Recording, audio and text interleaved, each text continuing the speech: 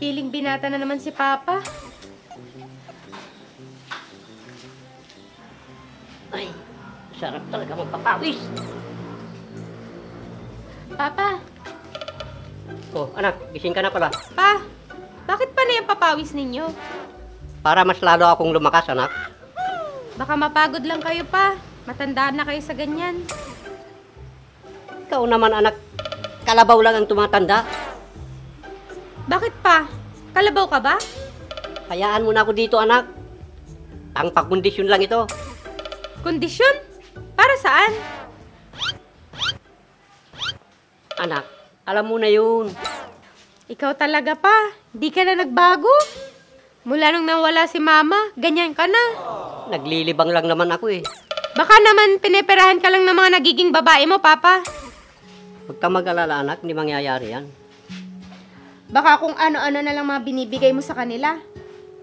Mamaya maubos yung pera mo. Huwag na nga natin pag-usapan yan. Teka nga, saan ka ba pupunta? At bihis na bihis ka. Pupunta lang po ako ng grocery. Bibili lang po ako ng mga kailangan natin dito sa bahay. Eh, sinong kasama mo? Ako lang po mag-isa. Kailan ba darating yung asawa mo para makilala ko na? Sabi niya ngayon daw.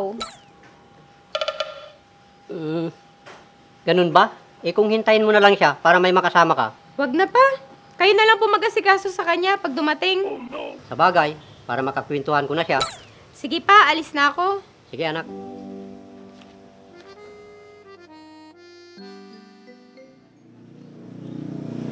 Ruby, nandito na ako.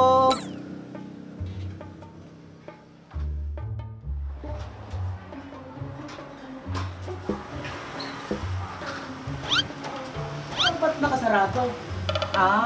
Alam ko na, baka nandun siya sa likod. Ay, masarap mag-unat. Ruby! Sino kaya yun? Naghahanap kay Ruby. Ruby! Ruby!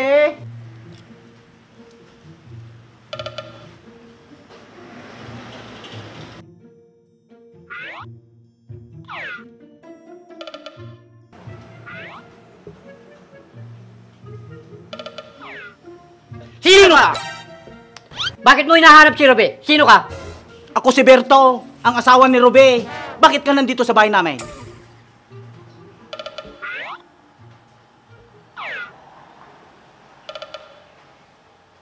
Kung ganun, ikaw palang bagong asawa ni Ruby.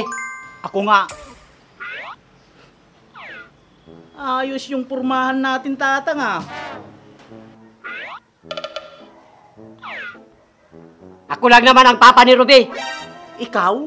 Ang papa ni Ruby? Hindi ako naniniwala, tatang. Si Ruby, mukhang anghel. At ako? Kayo naman, mukhang butike. Aba, niluloko mo ako?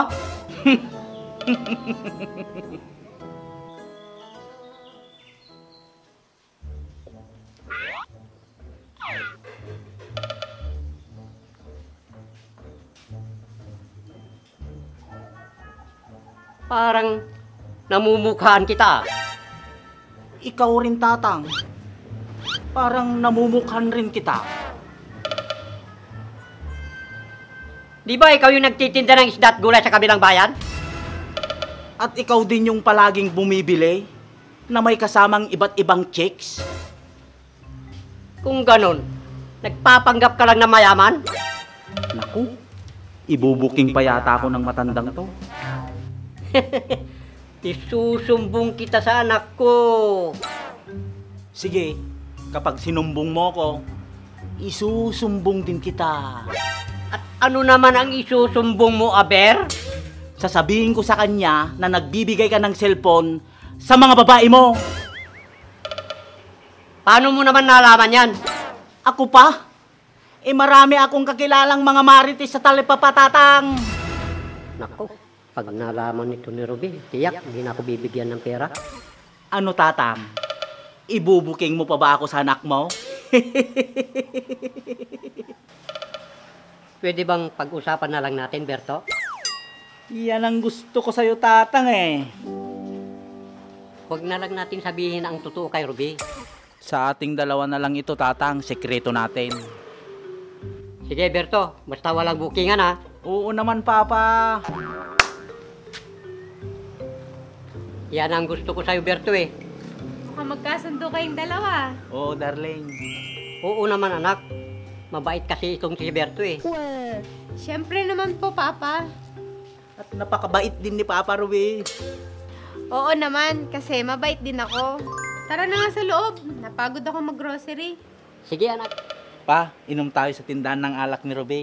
Anong tindahan? Minibar yun, darling. Oo nga pala, minibar. Tara na nga sa loob. Tara na. Tara na, pa. Sige, tara.